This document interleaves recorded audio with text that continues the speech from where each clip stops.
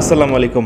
আপনার মোবাইল ফোনে ব্যবহার করা অ্যাপসগুলোকে ফিঙ্গারপ্রিন্টের মাধ্যমে হাইড করে রাখতে পারবেন এবং আপনার যখন প্রয়োজন তখন আবার বের করে আপনি আপনার প্রয়োজনীয় কাজগুলো করতে পারবেন। এরকম অনেক অ্যাপ আছে যেগুলো আমাদের ফোনে হাইড করে রাখার প্রয়োজন হতে পারে, যেমন ভিপিএন অথবা ফ্যামিলি থেকে যদি ফেসবুক টিকটক ব্যবহার করতে না দেয় সেই অ্যাপস, এবং সেইখানে আপনার অ্যাকাউন্ট কিন্তু লগ ইনই থাকবে এবং অ্যাপসের মতোই থাকবে। আপনি চাইলে আপনার ফোন থেকে সিম্পলি অ্যাপসগুলোকে হাইড করে রাখতে পারেন কোনো প্রকার থার্ড পার্টি অ্যাপ ছাড়াই আপনার ফোনের ডিফল্ট সেটিংস থেকে। এজন্য প্রথমেই আপনার ফোন থেকে সেটিংসে চলে আসবেন, এখানে সার্চ করবেন হাইড অ্যাপস। দেখতে পাচ্ছেন আমার ফোনে হাইড অ্যাপস অপশনটি আছে, এটি OnePlus। আপনার ফোনে যদি না থাকে কমেন্ট করে জানাতে পারেন, তাহলে পরবর্তী ভিডিওতে দেখাবো যেই ফোনে এই ফিচার নাই সেই ফোনে আপনারা কীভাবে এটি এনেবল করতে পারেন। সো এখান থেকে হাইড অ্যাপসের উপর ক্লিক করব। প্রথমে একটি পাসওয়ার্ড সেট করতে হবে, সেট পাসওয়ার্ড এখানে ক্লিক করব। আমার ফোনে যে স্ক্রিন লগের পাসওয়ার্ড আছে সেটি দিচ্ছি, এরপর নতুন একটি পাসওয়ার্ড দিচ্ছি।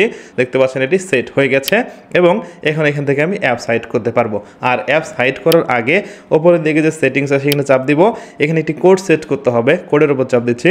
এরপর হ্যাশ দিয়ে কোডটি শুরু হবে, যে কোনো 3টা বা 4টা সংখ্যা দিব, দেওয়ার পর আবার হ্যাশ দিয়ে শেষ করব, টিক চিহ্নে ক্লিক করব, তাহলে কোড সেট আপ হয়ে গেছে। এবার এখান থেকে আমি অ্যাপস হাইড করতে পারবো। এখান থেকে আমি বাইন্যান্স যে অ্যাপটি আছে এটাকে হাইড করে দিচ্ছি, ব্যাক করব। ব্যাক করার পর দেখেন আমার অ্যাপ মেনুতে বাইন্যান্সের কোনো প্রকার অ্যাপস নেই। সো এখন আমি যদি আবারও সেটিংসে আসি, হাইড অ্যাপস, ফিঙ্গারপ্রিন্ট দিলাম, দেওয়ার পর ঢুকতে পারছি।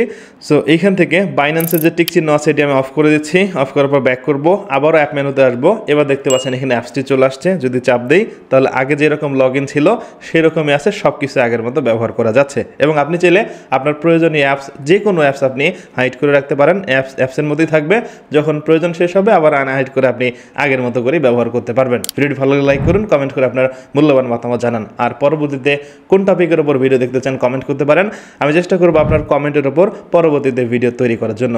সবাই ভালো থাকবেন, সুস্থ থাকবেন, কথা হয় পরবর্তী ভিডিওতে। আজকের মতো এখানেই শেষ করছি।